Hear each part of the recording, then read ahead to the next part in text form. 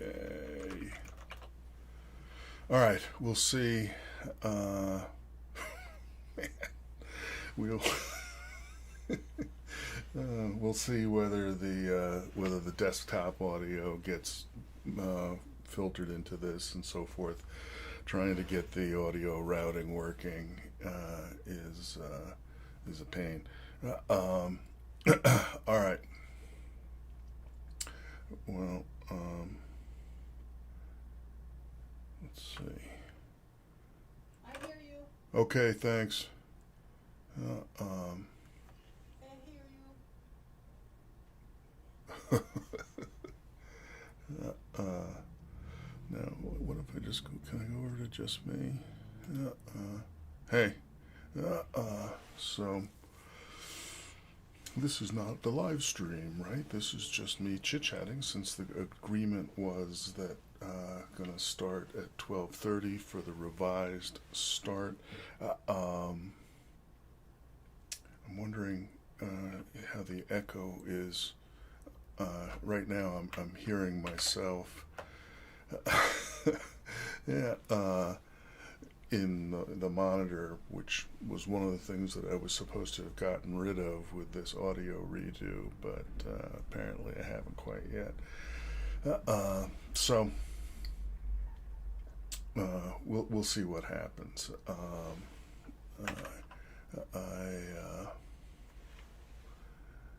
The YouTube live stream is pretty significantly delayed, so I need to look at my monitor here if I'm going to have any clue what's going on. But thank you, Andrew. And okay, so I guess I'll go back to the waiting room screen, and then I will be back at 12:30 and see if we can get something that passes for a clean take of this. Man. Okay.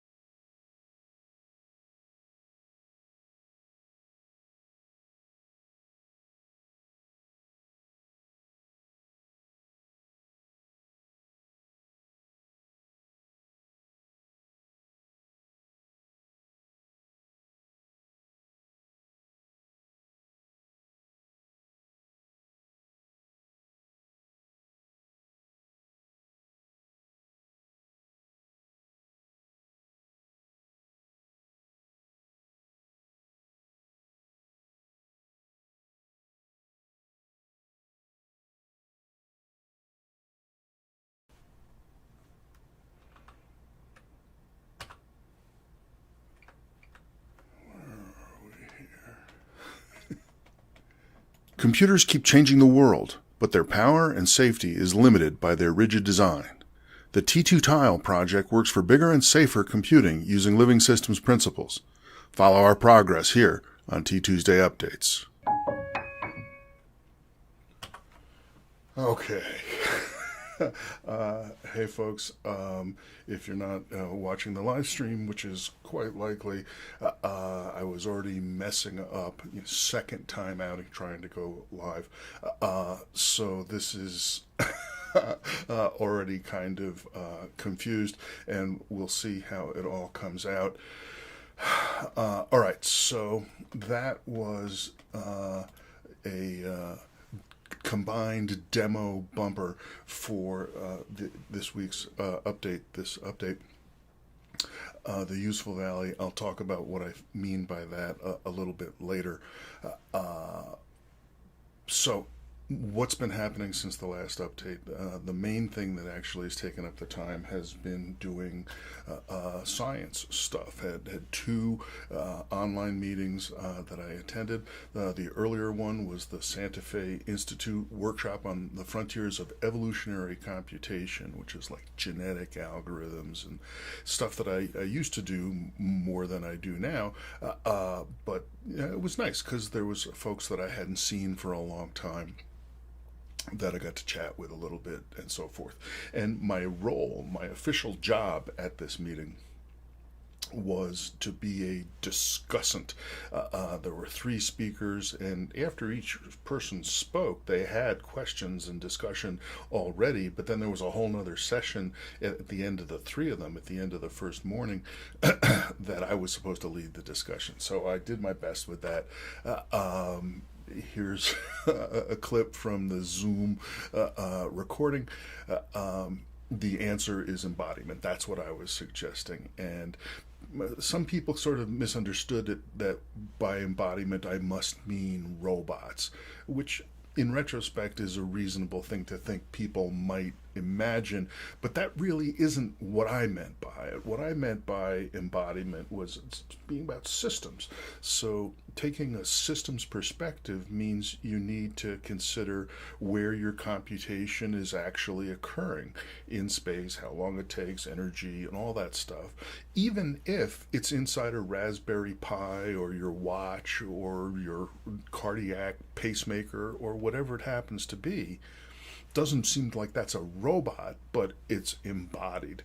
So really, it was about taking the systems perspective, and we had a pretty good discussion about it and so forth. So the quality was really not great, and that's my current worry about the whole quality issues about doing this live streaming stuff. Partly it's to do with my hardware, partly it's to do with the bandwidth and everything, and we'll see. I'm not sure whether I'm going to commit to doing most of these T2sday updates going forward live or not. It really does reduce the total amount of post-production to zero, basically.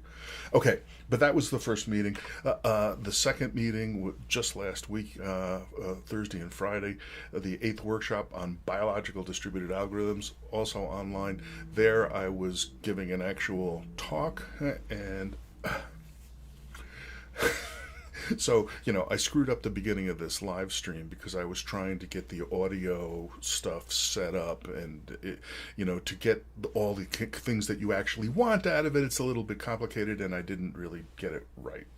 But let me show you a few clips about how my talk began at the Biological Distributed Algorithms workshop. Let's see if this works.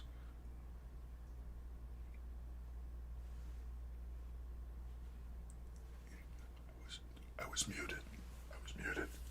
And did you see that right there? I messed up the OBS layout in the process of getting unmuted.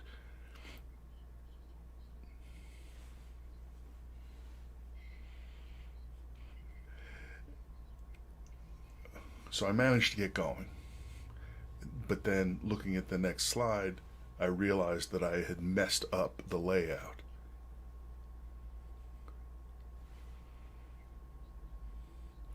Also notice the weird zoom warp drive here.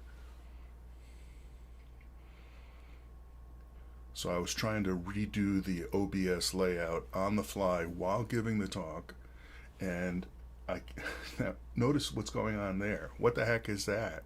But I eventually meant there. See, I moved it. I didn't get it quite right.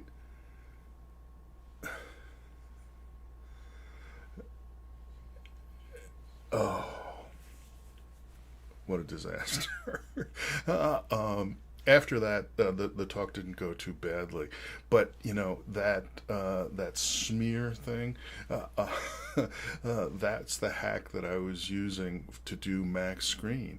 The way I do max screen is I take the two screens, the black background content and the me, and I put them side by side on one big virtual screen, and then I do a filter which does a max between two different places on the same virtual scene, and that allowed me to get around the problem that I couldn't figure out how to get multiple sources working in OBS.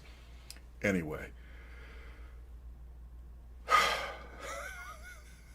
what a disaster. Again, the talk was all right. It wasn't the best outing after, but wasn't the worst either. So that was the biological distributed algorithms workshop, and there were some good questions and so forth. I think it's been put up. I think it's put up publicly. So maybe I'll cut out the less embarrassing portion of what I did and put it up on the Dave Ackley channel or something.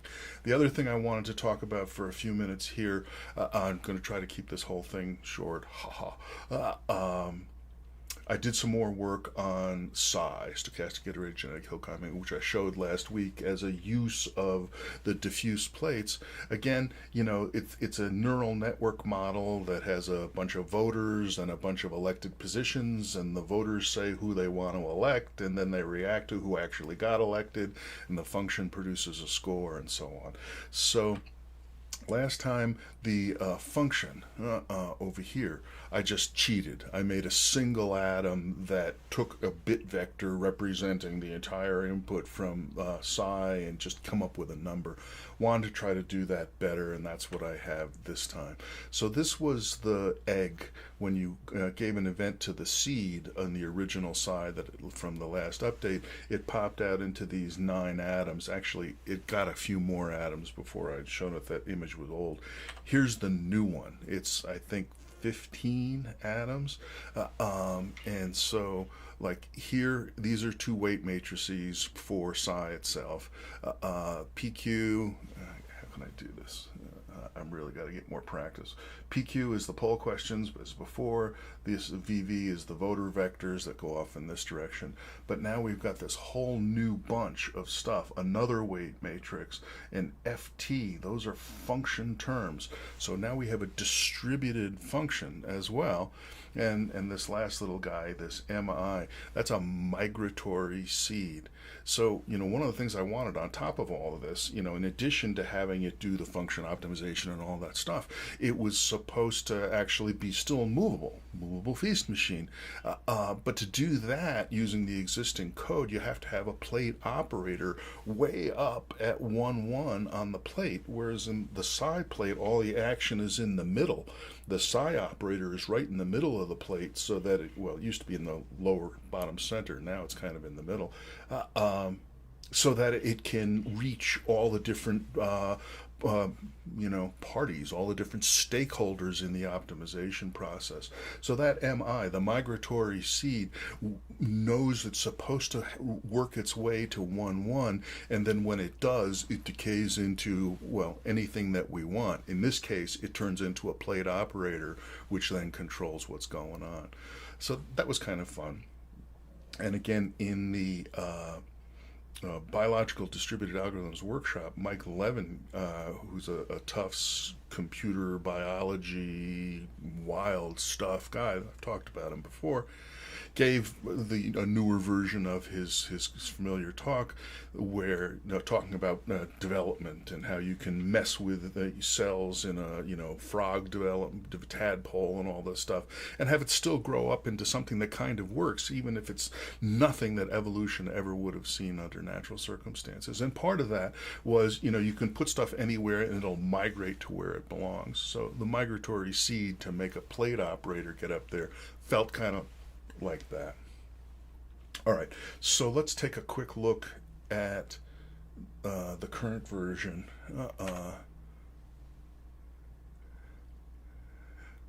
So now it's got the function value getting displayed automatically.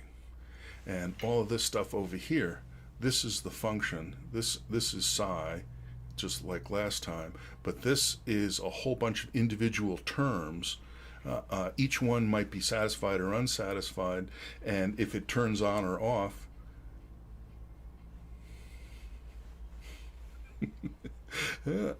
so this is a much more example of how SIGH actually works. Now look at that. It's flipping back and forth in what function values it's testing. That's a characteristic of SIGH. I really need to get the audio ducking here working, because our theme song is pretty loud. But this will just go for a sec. So, all right, there we go. So the things to notice there. Number one, the function value does not just go relentlessly up. It goes all over the place. It goes up and down. And now partly that's because the way that function was designed, even if you ask for the exact same input, you might not get the exact same output. There's some chance that any of those terms, each of which contributes a certain reward or penalty, if it gets engaged, may turn on or off even if your inputs were sort of pushing it one way rather than the other. But in the bigger picture, that's also just the nature of SIGH. As we saw last time, it gets excited about seeing something, and then it kind of freezes, and there's a period where you don't see the inputs to the evaluation function changing very much, because SIGH is all excited about, hey, I'm getting 27, 27, 27, that's great. But then it gets bored with it, and it goes back. And selectively, when it does get bored with something, it's biased by its design to consider the opposite. So there were a bunch of cases where the top was all on and the bottom was all off, and then it kind of switched to the other way and kind of switched back and forth a little bit. And that's the way SIGH works. And as far as I'm concerned, it's a feature rather than a bug. Now, I mean, it kind of corresponds to, electing all Republicans and then electing all Democrats and then electing all Republicans, or something like that. But it's because the SIGH decision units use plus and minus one. So if they've learned something that was by being plus, I get this, and you start getting punished, they're actually biased towards flipping to minus and then going to the other side. So they're these very flighty voters. I need to put in an extra little thing there to record like the best thing it's ever found, since obviously it jumps around a lot. But the other thing that was new was that it was showing the score itself. Last update I had an Atom viewer from the simulator there, whereas now we could run this thing incredibly slowly on the grid and see the function values being displayed there. And that's what our opening demo was also. Actual text being displayed as atoms on the grid. And that came from, can I do this? That came from, yeah, let's try this. This is old code that I refreshed. The Hello World program. This was first shown at a talk I did in San Diego. Actually, it was where I met Andrew, I think, a long time ago, 7 years ago, something like that. And you can like change fonts. Maybe you can change fonts. Can we change fonts? Maybe we can. Oh, yeah, there we go. Okay. And So I refreshed this code for plate technology, and that's what was used for the opening demo, and what is used now for the live function display in the side demo. Okay, so that's what's happened on science and engineering, such as it is. The useful valley. So, there's this notion, it's kind of disputed, called the uncanny valley, that like when you have robots or computer graphics of people, the idea is when they look like cartoons or stuffed animals or something, they can be super cute and everything. And if they could look absolutely indistinguishable, literally like people, then that would be okay too. But when they start getting close to being like people but not actually people, it gets creepy. It gets really negative. And I feel like, there's some argument about whether that's really true or whether people just got over it 10 years ago. I mean, certainly it's been the case that, I've seen some movies with CGI stuff that look kind of creepy to me. Even, one of the Toy Story humans looked pretty weird to me when I first looked at them, but, you get used to it. But the analogy I see here is, okay, so the T2 Tile project is doing a whole new way to compute. At least that's the claim. And, we've done cell membranes, we've done, cloud computing, mobile mobs, all kinds of wacky stuff, that grows and reproduces and does kind of, living-y stuff one way or another. And, that's fun. And, I've got this background in artificial life, which plays right into that. But the goal, as I say over and over, path to useful, path to utility, that I want to take this far enough, take this technology far enough, that people will say maybe there's enough potential there that we should invest in more serious research and development. We should get people that actually understand hardware to do a better version of the hardware, get people who better understand network communications to do all that, and rewalk this step, but taking indefinite scalability and the idea of doing local communications and being very limited in what we let ourselves see, so that we're forced to redo a lot of work, which seems redundant, seems wasteful, but in fact that's what makes robustness, that's what makes living systems. They're continually rebuilding themselves so that things can only go so far wrong. So there's this weird thing happening, or I sort of sense it starting to happen, that when it was cell membranes and worms running all over the place, well, that was cool because it was like lifey stuff. But now, these plates, they're all square. Now we've got actual like numbers and text appearing. And, that was some non-trivial engineering to get all of this stuff working. I mean, specifically the plates and the text stuff and so forth of just the last update. But on the other hand, it kind of is boring. Because now, if we instead of seeing it with a wacky evolutionary artificial life eye, we see it as when's it going to run spreadsheets for us, then it starts to look like a really, really bad spreadsheet. There's one cell, and running incredibly slow. And I'm not 100% sure what to do about that. On the one hand, absolutely want it to be path to utility, but I don't actually want it to be an Excel spreadsheet. And that came up in one of the questions at the BDA. It's the sort of number one, the killer app question.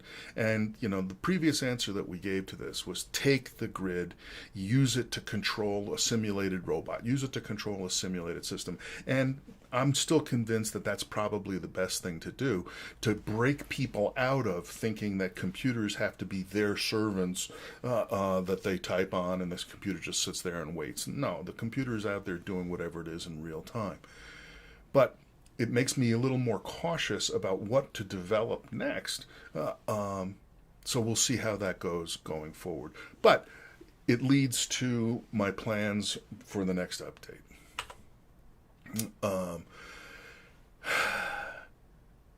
I think it's time to get back to the grid. It's time to get back to the hardware tile. It's time to get all of that event loop stuff back into my brain and try to figure out how we're going to get around the whatever seems to be going on that's causing the T2 tiles to glitch up, to hit, unwritten error cases that don't have handlers written for them, because, it sort of seems like, given the way the code was written so far, the only way to handle what we were seeing there was going to be user visible. It was going to cause events to not do what the Ulam infrastructure, the semantics of the Ulam programming language said it was going to do with its best effort.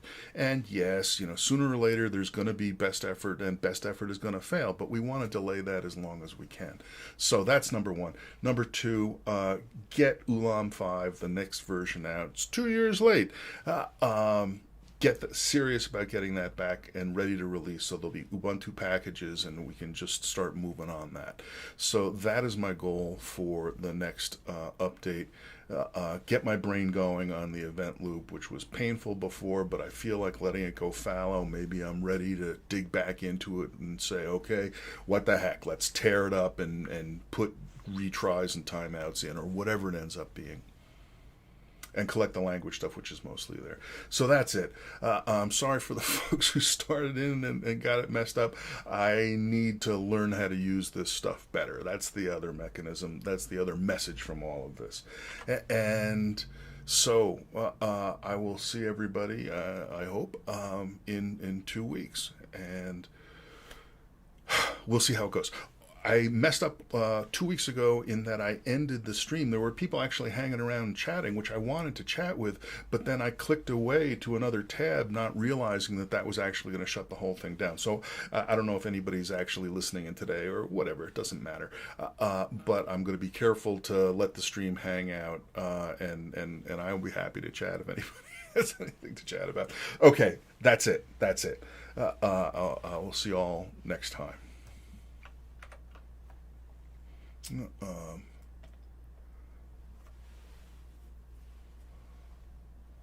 All right, so I think the idea is to I can end the stream.